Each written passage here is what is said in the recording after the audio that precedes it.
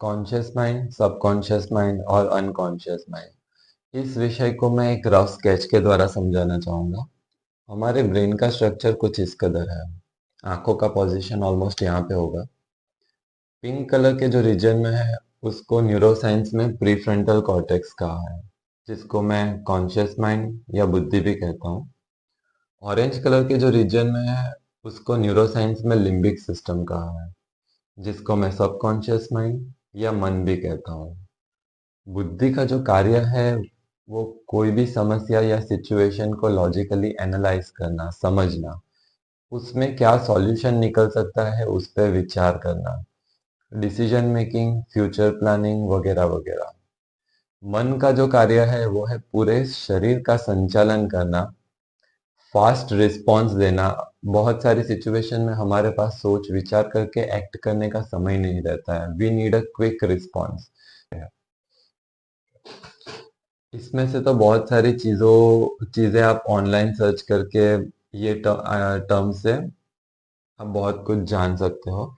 ये जो है वो मेरी मान्यता के आधार पे है। इसको मैं अनकॉन्शियस माइंड कहता हूँ, जिसको मैंने येलो में बताया है, जिसको मैं सोल या आत्मा भी कहता हूँ।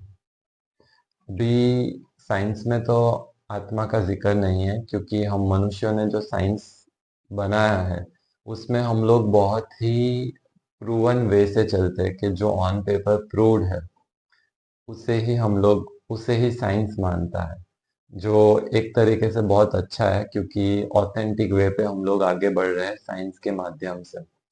लेकिन सारी चीजें तो कुदरत बहुत बड़ी है।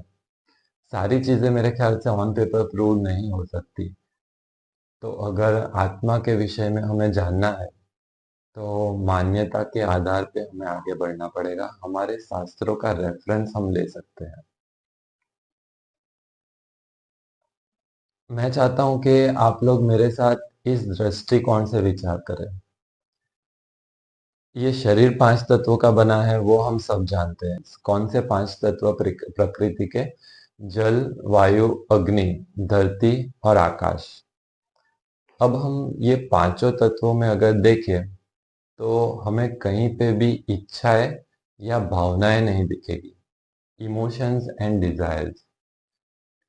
प्रकृति से उत्पन्न पेड़ पौधों में भी हमें भावनाएं और इच्छाएं नहीं दिखेगी कि आज ये पेड़ पौधों को कुछ इच्छा हुई, उसको वो इच्छा हुई, या कोई पेड़ दुखी है, कोई सुखी है, या वो क्रोध में है, वगैरह वगैरह। जबकि हम लोग भावना, इमोशंस एक्सपीरियंस करते हैं, हमें डिजायर्स भी होती है, वो हम जानते हैं। तो अगर प्रकृति के पांच तत्वों से ही ये शरीर बना है, तो जो चीज प्रकृति में नहीं वो चीज इस शरीर में कैसे हो सकती है? कोई तो भी चीज हमारे अंदर एडिशनल होनी चाहिए, जिसकी वजह से हमें डिजायर्स और भावनाएं उत्पन्न हो रही है हमारे अंदर। तो उसे मैं आत्मा कहता हूँ। शास्त्रों में भी आत्मा का जिक्र है। हाँ, प्रकृति के पांचों तत्वों में चेतना है, कॉन्शियसनेस। चेतना से मेरा मतलब है combination of three things: memory, energy और तीसरा है सेंसेशन। और वो चीज तो हमारे सारे सेल्स में भी है बॉडी के। वही चीज पेड़ पौधों में भी है, और मेरी मान्यता है कि कुदरत के कण कण में वो है।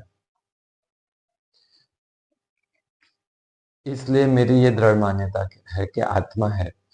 और दूसरी चीज कि आत्मा का पोजीशन मैंने यहीं पे क्यों दिखाया, तो उसकी मैं दो वजह शेयर करना चाहूंगा। एक ये कि मैंने मेरी गुरु के एक वीडियो में देखा था कि the seat of the soul is between pituitary gland and hypothalamus. और ये जो रीजन है ना, मेरी समझ के हिसाब से is like a driving seat, जहां पे बैठ के आत्मा अपना अनुसार इंद्रियों को चला सकती है। आप भी एक बार सर्च कीजिएगा ऑनलाइन के what are the functions of pituitary gland and hypothalamus. और इस वजह से मेरी गुरु के वो बात का मेरा लॉजिक उसको जस्टिफाई करता है, और it has become a part of my belief system के आत्मा यहीं पे होनी चाहिए। दूसरी वजह उसकी ये कि न्यूरोसाइंस में भी ये प्रूव्ड है कि इमोशंस यही एरिया से स्पाइक होते हैं। पिट्यूटरी ग्लैंड और हाइपोथैलेमस की पोजीशन भी यहीं पे है। और तीसरा भी एक रीजन है एमिगडाला करके। Amygdala is considered to be responsible for the fear emotion as per neuroscience. तो सारे इमोशंस यही प्लेस से निकलते हैं, इसलिए मैंने आत्मा का पोजीशन यहाँ पे दिखाया है। लास्ट में यही कहना चाहता हूँ कि आत्मा में जो हम इमोशंस एक्सपीरियंस करते हैं, क्रोध का, सुख दुख वगैरह वगैरह, उसको भी हम अपनी मर्जी के हिसाब से चेंज कर सकते हैं, ऐसी मेरी मान्यता है। कैसे कर सकते हैं वो एक लॉन्ग टॉपिक है, तो उसको मैं अलग वीडियो में कवर अप करूंगा। ओम शांति।